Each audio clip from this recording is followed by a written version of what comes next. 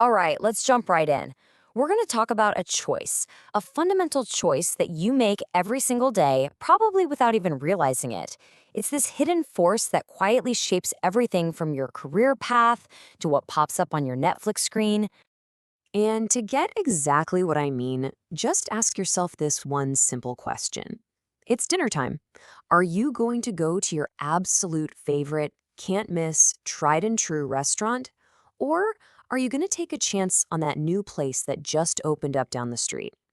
Your answer, believe it or not, says a lot about you. And that choice, our simple little dinner dilemma, is actually the perfect doorway into one of the most powerful ideas in all of decision making, for both us and for machines. So let's break it down. On one side, you've got what we call exploitation. That's you going to your favorite spot. You're exploiting your existing knowledge for a guaranteed good meal. You know it's going to be great. On the other side, you have exploration.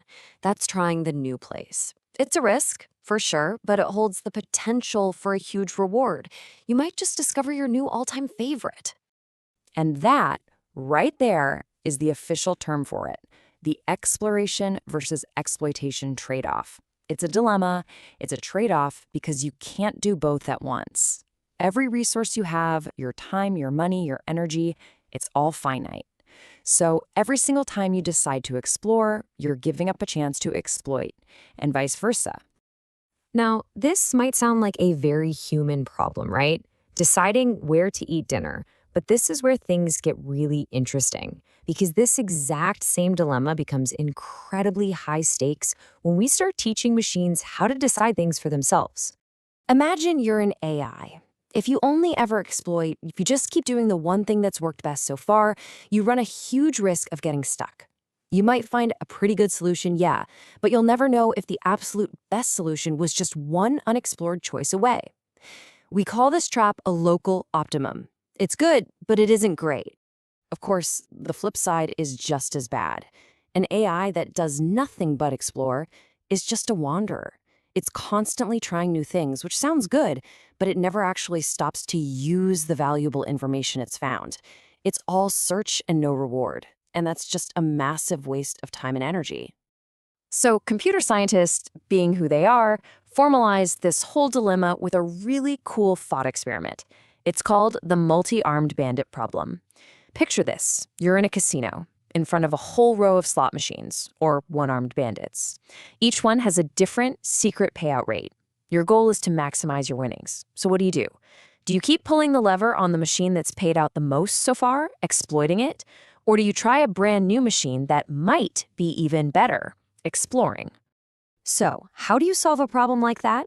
Well, one of the simplest and surprisingly effective strategies is called epsilon greedy. It works like this. Most of the time, let's say 90% of the time, the AI is greedy. It exploits the best option it currently knows. But, and this is the important part, for a tiny fraction of the time, that 10% epsilon, it takes a completely random action. It explores. And that tiny bit of forced randomness is often just enough to make sure it doesn't get stuck, helping it stumble upon even better solutions over time. Okay, enough about machines for a minute. Let's bring this all the way back to us, because this isn't just some abstract algorithm. This trade-off is woven into the very fabric of our lives and our psychology. I mean, think about it. What is childhood really but one long period of pure exploration? It's all driven by curiosity. When we make career choices, we're constantly balancing exploiting our current job against exploring a new company or an entirely new field.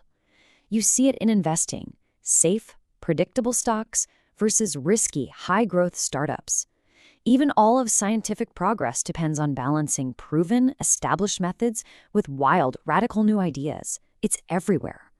And really, it all boils down to this fundamental tension between our short-term goals and our long-term ones. Exploitation is king if you just want to maximize your reward right now. It's safe, it's predictable.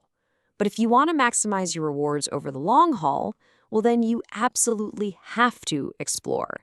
It means taking a small hit today for the chance at a much bigger payoff down the road. And this doesn't just apply to you or me. The way entire industries and systems manage this exact same balance has a massive impact on the world we all live in. Let's look at a couple of quick examples. First up, recommendation engines. You ever wonder how Spotify or Netflix just seems to know what to show you next to keep you hooked? They are absolute masters of this trade-off. They exploit your viewing history by showing you things they know you love, but they also explore by slipping in new shows or new artists you might love. See, too much exploitation and you get bored. Too much exploration and you just get annoyed. Their success lives right there in that perfect, delicate balance. Online marketing is another perfect one. A/B testing is literally this concept in action. A company runs the ad that's performing the best. That's pure exploitation. But at the same time, they're always testing a new version against it. That's exploration. It's this constant cycle of exploiting the current winner while exploring for the next champion that helps them get better and better. And then, of course, there are the truly high-stakes fields, like healthcare and medicine. On one hand, doctors have to exploit known effective treatments to help the patients they have today. But at the same time, the entire field of medicine has to explore novel experimental therapies through clinical trials. Therapies that are risky, yes, but could lead to breakthroughs that save millions more lives in the future.